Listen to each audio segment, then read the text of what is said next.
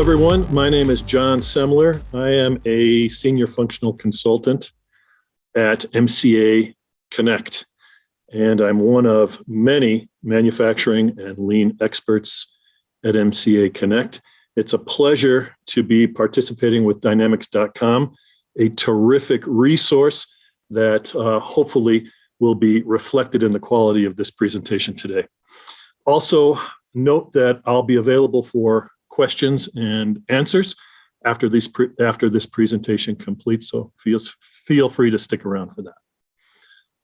The presentation today is an interesting one. It's regarding using D365 Lean with the discrete module, something I don't hear much about too often. And the reason for that is because oftentimes it's felt in the D365 community that a person or an implementer needs to implement the entire discrete module exclusively or the entire lean module exclusively.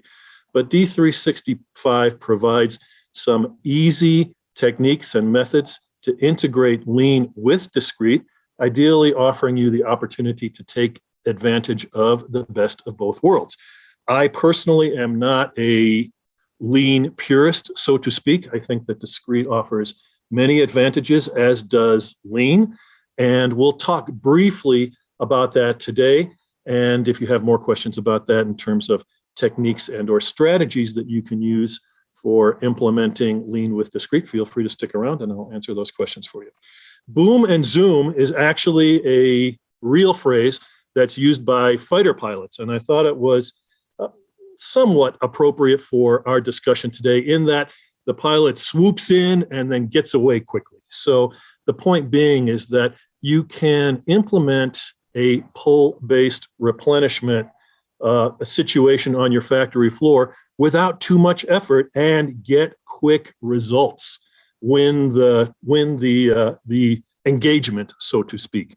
And so that's the intent of this discussion, to allow you to achieve the benefits of pull-based replenishment, which means what? It means establishing a lower level of work in process, potentially a lower level of investment in inventory, with the also commensurate benefit of ideally preventing stockouts. So, there's a lot in that phrase, but that is oftentimes the intent of lean, to control materials, to facilitate capacity utilization and so forth. And if done in an efficient way in terms of the way in which you integrate to discrete, you can achieve a lot of benefits. And I'll touch briefly on those, but the intent of today's discussion is primarily to show you the basic setups that you'll need to create a Kanban, and then secondarily, how to attach that Kanban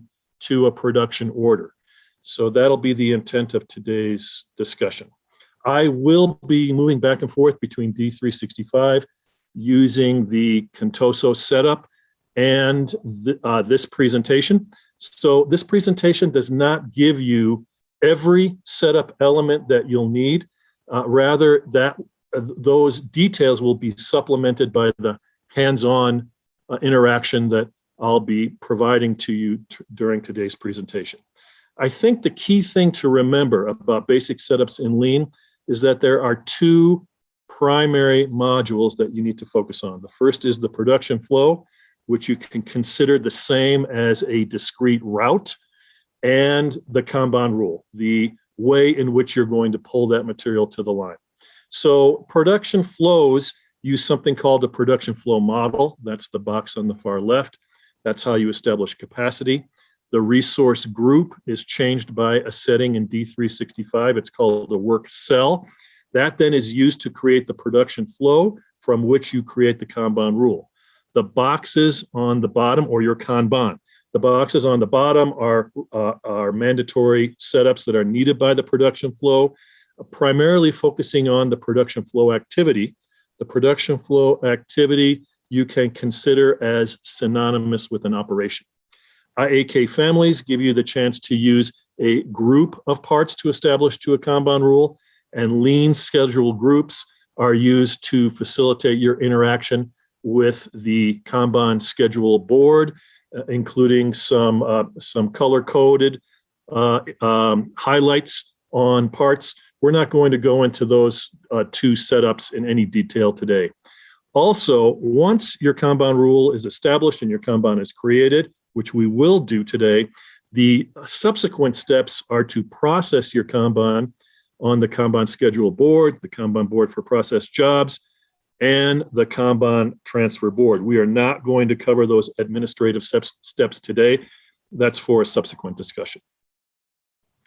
So the first step in setting up the Lean module is to note that you'll need to go to the production control parameters form, and there is the Lean Manufacturing Fast tab, which has three setups that you'll probably want to change to your whatever you prefer.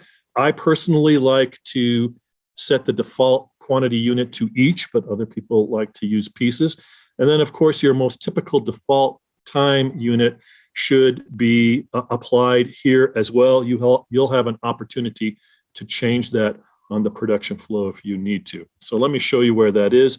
We'll be popping back and forth between D365 and the presentation.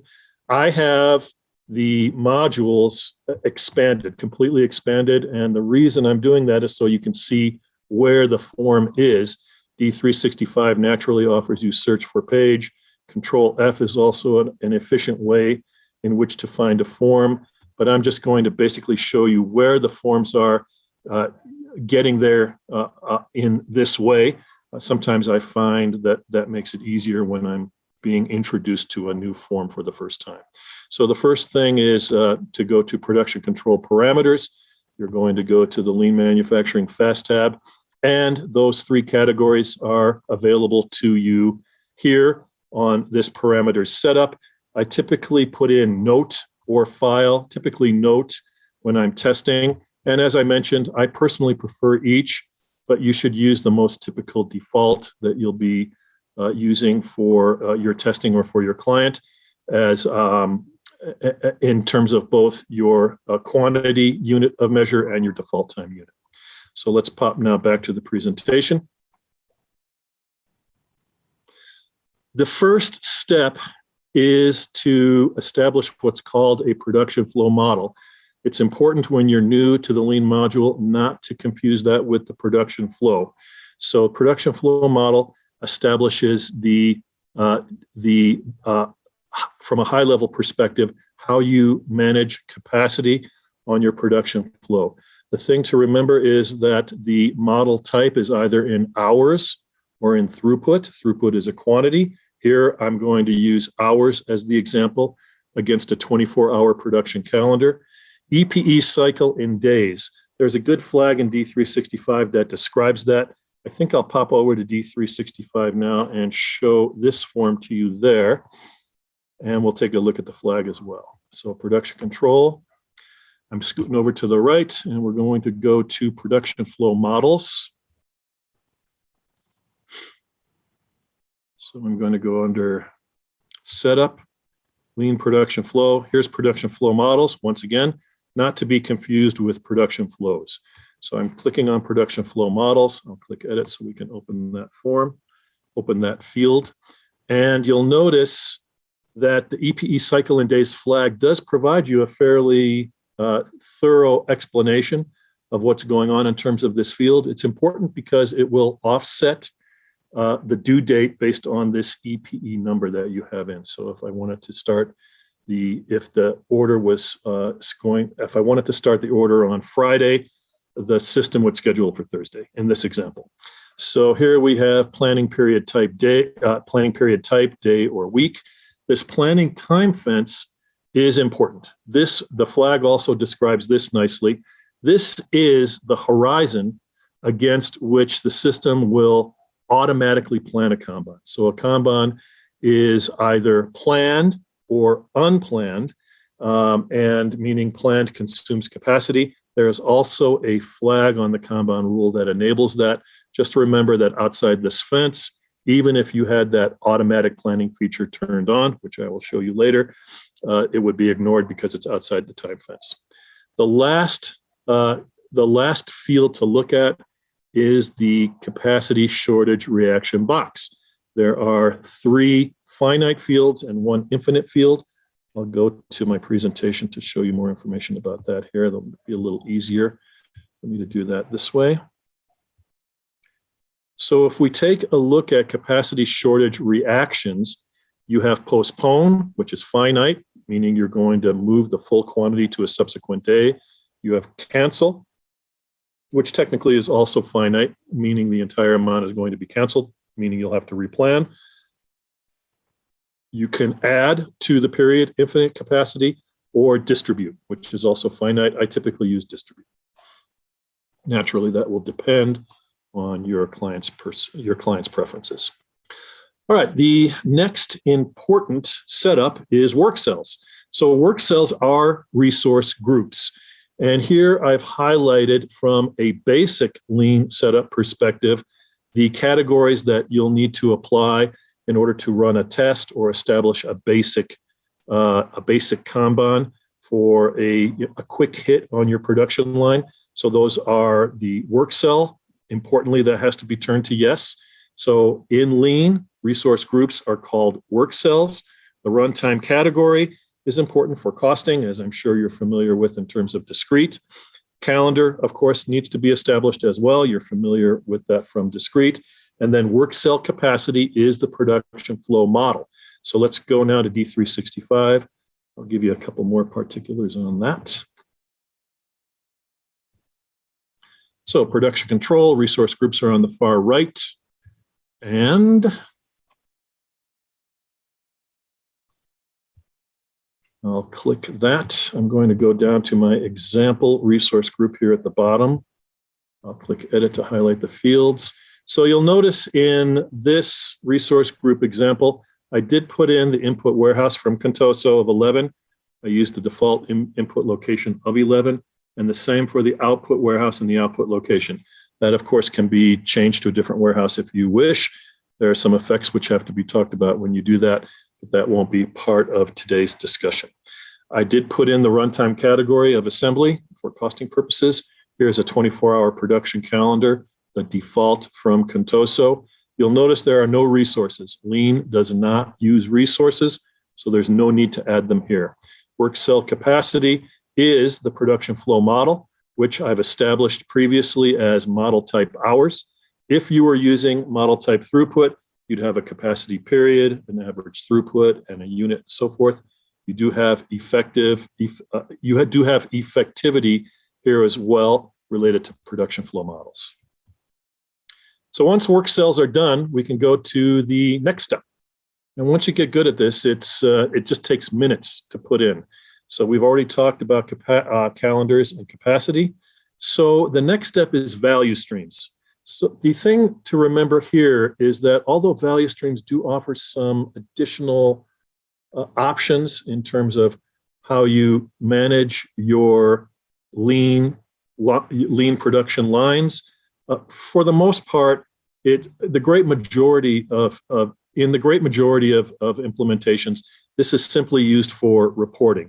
But it is mandatory for setups on production flows, so it needs to be mentioned here. I typically simply just enter a value stream name if it doesn't already exist, and don't worry about addresses or contacts information. But naturally, if those are needed based on some unique circumstances that exist on your production floor, you'd be including that as well. But oftentimes, it's just this simple entry of the value stream parameter or assignment or setup.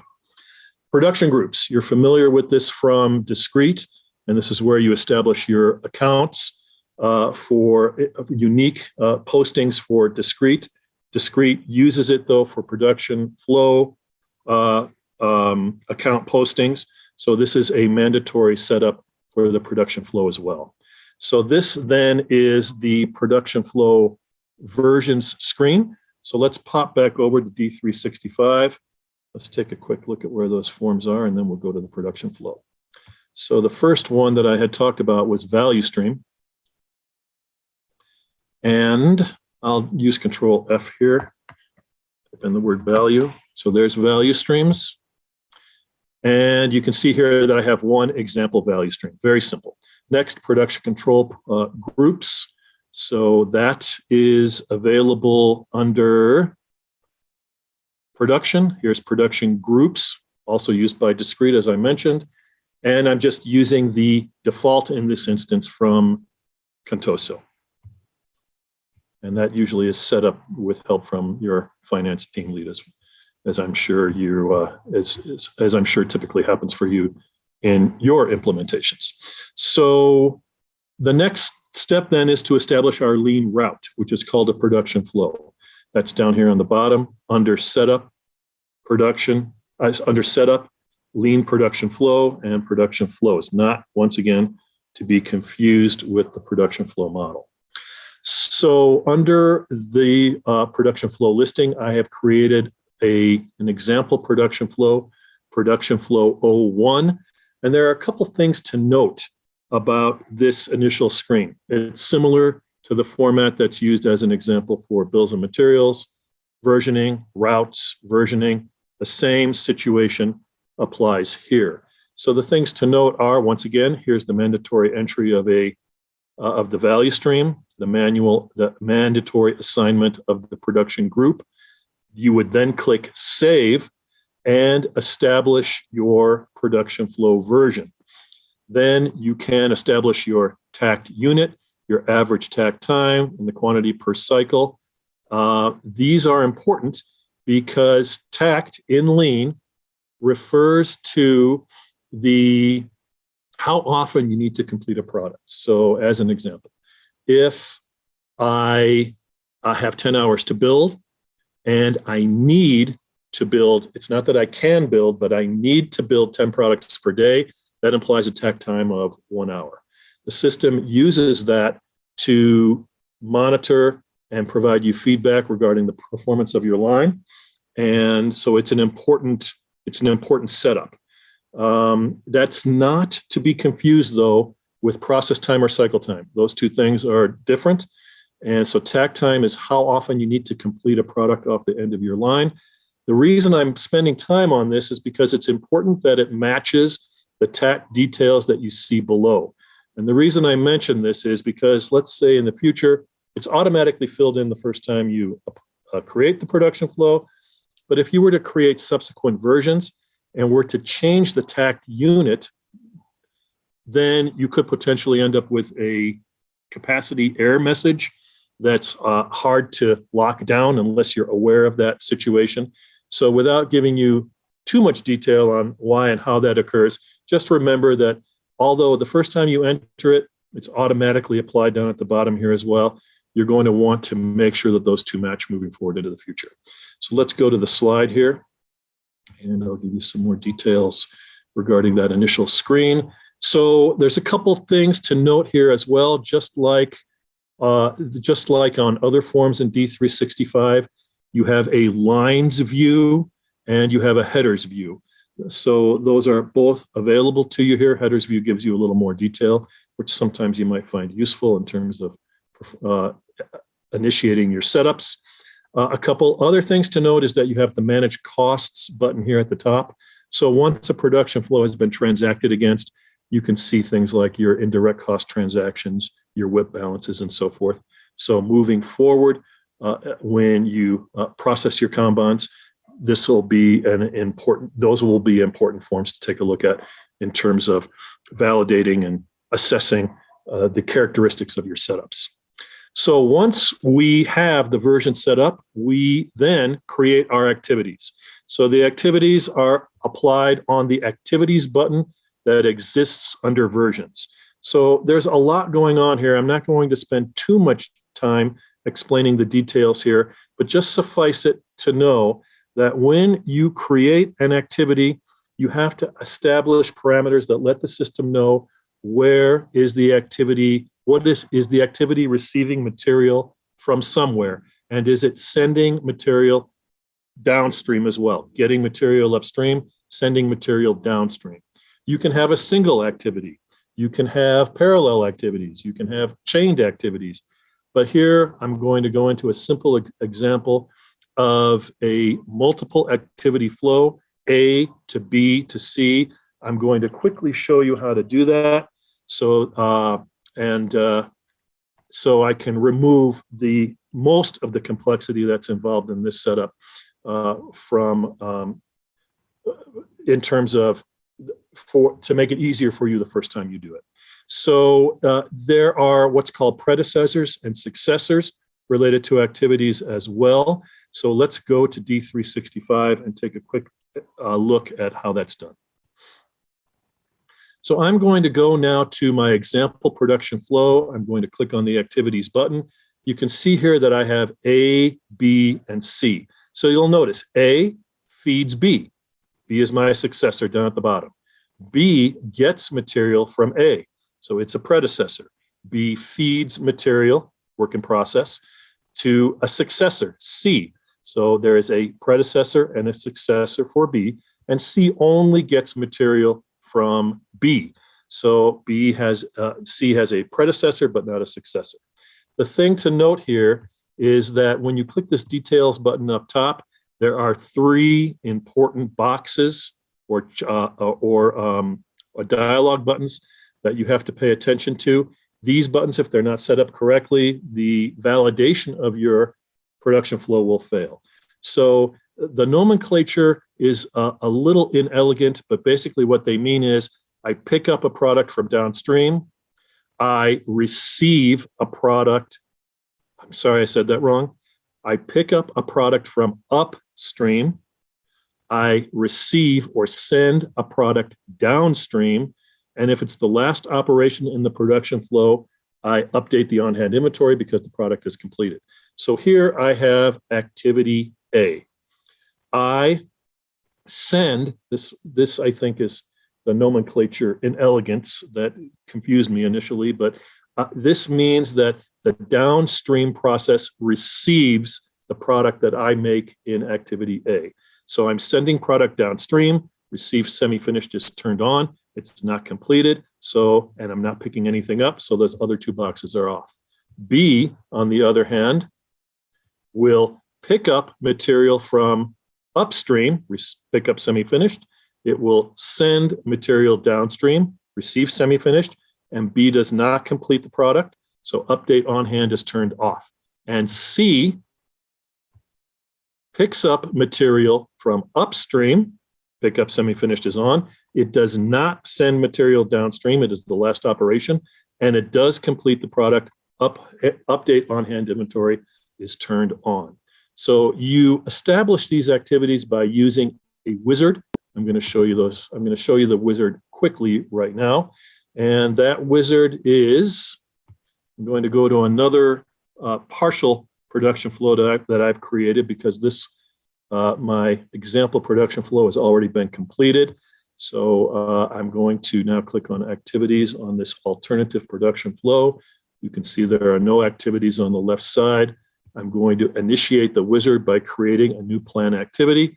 I'll click next.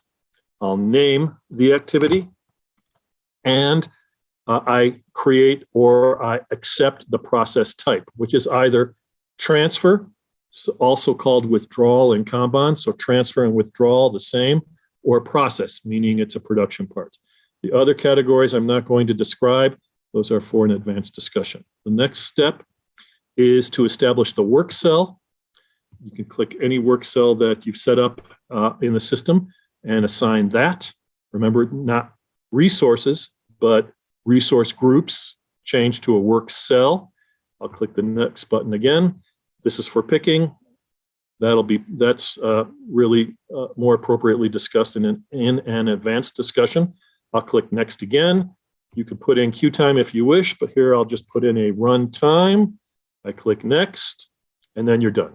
So that's the basics in terms of establishing an activity via the wizard. Just note that, I'm going back now, just note that those three boxes, the update on hand receipt, the pickup and receive boxes are available here as well, but they can also be changed on the details button that exists in the activities that in the activities listing.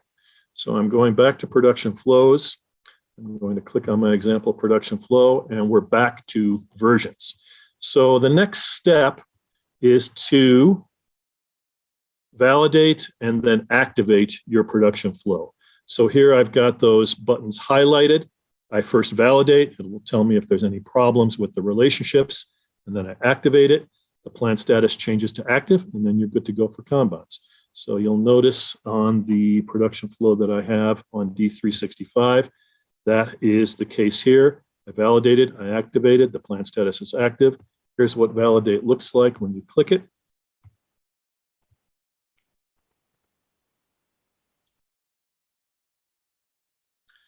And so that's it, pretty simple. The last step then is to create your Kanban. So I'm going to go to production control. I'm going to scoot over to the right here. Under Kanban calculation, Kanban quantity calculation, I'm going to go to Kanban rules. So Kanban rules, I've established my first rule here. Rules can get pretty complex, but there are some basics here that it's important for you to know. We're only going to discuss today a manufacturing event Kanban, but there are some other options available in Kanban rules as well, and those are type withdrawal, meaning you're just moving material, also called transfer, or type manufacturing.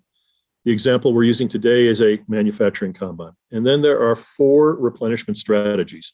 An event, meaning I'm driving the Kanban off of something else. That's what we'll be doing today. A fixed Kanban. This is the Kanban that if you've taken lean classes in the past, you've unquestionably been taught how to create a Kanban. That's a fixed Kanban.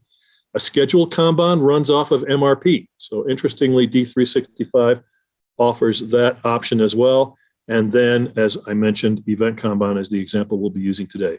We'll only be discussing event Kanban today. The other options would be more appropriately discussed in an advanced session. So when you have an event Kanban, you have 4 types. We're only going to be discussing a BOM line event because that's what the production order uses to generate a Kanban. But you can generate a Kanban from a sales order. You can generate a Kanban from another Kanban. You can generate a Kanban based on min-max parameters. So a lot of options here, but the example we'll use is called a BOM line event Kanban, and we're going to change this not active parameter to automatic in order to enable that. And then when we generate the production order, which you'll see here in a second, the Kanban will automatically be created. When we create the Kanban rule, we also have to tell it those basic parameters. We have to tell it what kind of Kanban are we making. In this instance, I'm saying we're making a production Kanban, but we could easily just transfer materials as well. I'm using an event Kanban for BOM line event. That takes place down below on another fast tab. Then we have to attach the activities.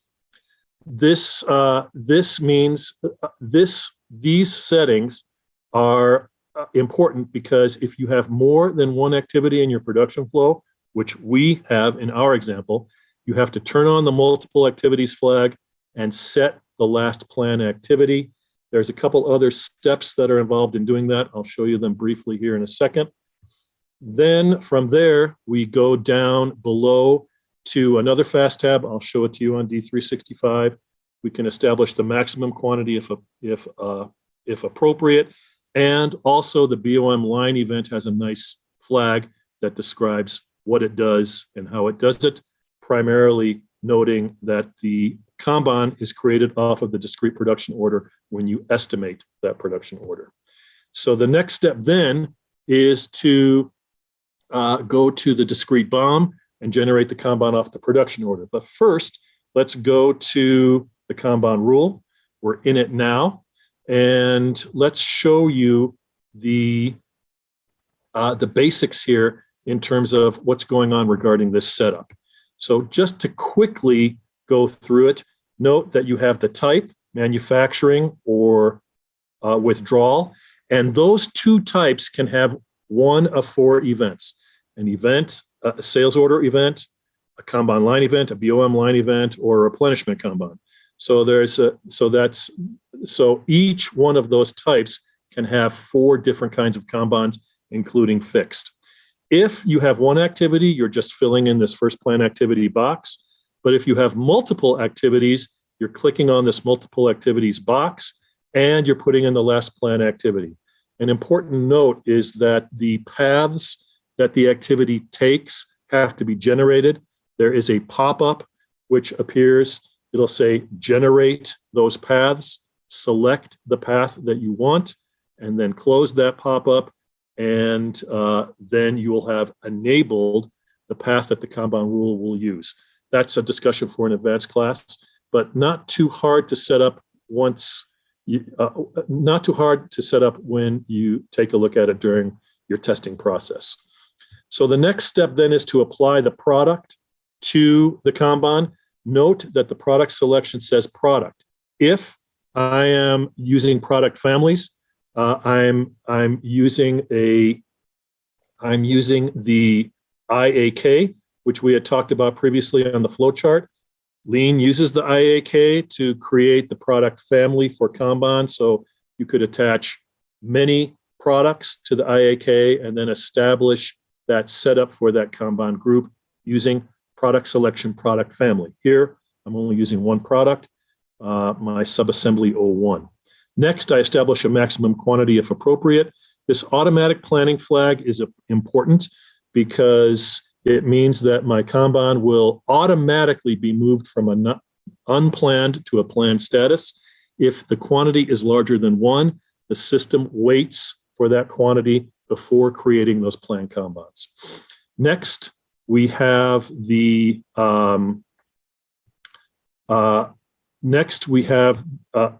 fast tabs related to a fast tab related to your BOM line event. It's important to note that this needs to be set to automatic. And last but not least, the Kanbans that you currently have assigned to your product are established down here at the bottom. So the next step now is to just run a discrete production order, generate the Kanban, and then we'll be done with our current discussion. So let's go to the presentation. And we will go to a part number that's in discrete, already enabled in Contoso, F0008. We'll look at the bill of material. We'll generate the Kanban by moving it, the discrete production order to estimated, and then look at the Kanban creation. So if we go now to all production orders, so production control, all production orders, you can see there is my production order 342 on F0008 here at the top. I'm going to reset this status to created. It will automatically remove the Kanban that you just looked at previously. So I'm going to show it to you now quickly. And if we go to production control and Kanbans under Kanban quantity calculation, Kanban rule, my Kanban's at the top. I'll open it. Scroll to the bottom. You can see now that that's empty. So we'll come back here. Next, I'm just going to show you the BOM. I removed all of the other parts that were in this BOM. I did not modify the default BOM, but of course you typically do that. Regardless, my Kanban is here. The important thing to remember here is that you need to have line type peg supply. Very important. So, and of course, your default order setting will need to be changed to Kanban. You can do that in default order settings or in item coverage. So just remember that your default order type needs to be Kanban, either in default order settings or in item coverage. So now let's just process our Kanban, or excuse me, process our production order. I'm going to estimate. So now my Kanban's created. That's it. In this instance, I'm saying that what I'm doing is probably a make to order situation where I'm creating a requirement to produce a part that will subsequently be delivered to the line. If it needs to be delivered right away, then I'm establishing a withdrawal or a transfer Kanban that then would move material from an intermediate supply location to the consumption point on my line or my work cell or my machining center. If we open the Kanban, you'll notice that all three activities A, B, and C are what? They are planned because I had my automatic planning flag turned on. So surprisingly, that is it. That's how easy it is to establish a discrete connection to a lean environment. Could you use physical cards without the lean module? You could. Could you use advanced warehousing and use work and location directives to use advanced warehousing Kanbans? You could do that as well. And there are numerous additional options that you can use in order to establish an efficient pull-based replenishment process, ideally giving you the opportunity to increase the velocity of material through a pipeline, thereby reducing work in process, ideally reducing the probability of a shortage, and reducing your inventory investment. There are other benefits as well, such as reductions in cycle counting requirements and so forth, but rather easy to do in terms of enabling lean with discrete. The next steps, which we're not going to cover in this class, are going to be the Kanban schedule board, the Kanban board for process jobs, and Kanban board for transfer jobs. But those will be the next steps to process your Kanban. What did we not cover today? We didn't cover things like transfer Kanbans, chained Kanbans, how reservations affect material movement, item allocation keys for product families. We didn't cover lean schedule groups, which are used to manage capacity in a more efficient manner. We didn't cover fixed Kanban. There are two types of those: withdrawal Kanbans or scheduled Kanbans. Scheduled Kanbans are interesting because they run off of MRP. A lot of flexibility here. And last but not least, subcontracting as well, automatically generating a purchase order against a subcontracted relationship with a supplier. So as a recap, you simply create your production flow. Yes, of course, I'm oversimplifying, but you create your production flow, maybe even with just one activity. You create your BOM line event Kanban, turning it to automatic. Make sure that your BOM for production is line type pegged. And then next time you estimate your production order, you'll be generating a production Kanban or a transfer of material direct to your line, thereby making the job easier on the factory floor. So I'm available now for any additional questions that you might have. Thank you for attending.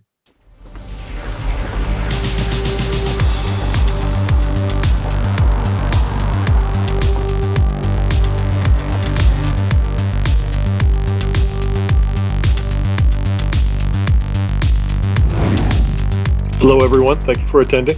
I'll wait for questions. If there are none, I'll give you a couple additional tips and tricks, and then we can end up. Give it another couple seconds here. Okay, so 3 additional tips and tricks for you. And the first is regarding scheduled Kanbans. Scheduled Kanbans are interesting because they use MRP. So you would have a planned order type that would be generated. For those of you who are familiar with discrete, it's a planned production order. You can have, of course, planned purchase orders, planned transfer orders. But if in your default order settings, you set it to Kanban, what'll happen is that planned order type will be Kanban. So then, based on your firming parameters, you could then generate a withdrawal or production Kanban directly out of MRP. It offers a tremendous amount of flexibility. Now, what's interesting about that idea is that, strictly speaking, that is not lean, that is discrete. So what's nice there is that you can also connect discrete to lean in that way. So in the example we looked at today, we had a production order to which we connected a Kanban. The reverse, in effect, would take place in this instance. We would have a Kanban to which we connect the master planning engine, so to speak. So that's an interesting idea that offers a lot of flexibility for folks who have the majority of their production environment configured in a lean arrangement. The other the other tip I'll provide you is regarding fixed Kanban.